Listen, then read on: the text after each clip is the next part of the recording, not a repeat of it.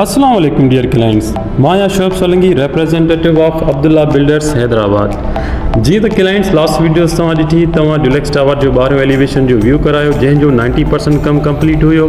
उन खां पोइ असांखे काफ़ी क्यूरीज़ आयूं त असांखे वीडियो टूर जे ज़रिए 5 या 4 रूम अपार्टमेंट हुजे उहो विज़िट करायो।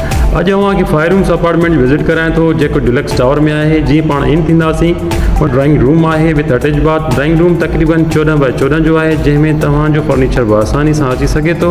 उन खां पोइ जीअं ॿाहिरि निकिरूं था त कॉमन वॉशरूम आहे जंहिंसां गॾु स्टोर रूम जी फैसिलिटी ॾिनी वई आहे। उन खां पोइ तव्हां ॾिसंदा त मास्टर बेड नज़र ईंदो जंहिंजी साइज़ तक़रीबन 14 बाय 14 आहे विथ अटैच बाथ, जंहिंमें तव्हांजो किंग साइज़ फर्नीचर बआसानी सां अची सघे थो। उन खां पोइ पाण थोरो अॻिते ईंदासीं त ओपन किचन नज़र ईंदो जंहिंजो तमामु वॾो स्पेस ॾिनो वियो आहे। किचन सां गॾु डाइनिंग एरिया आहे।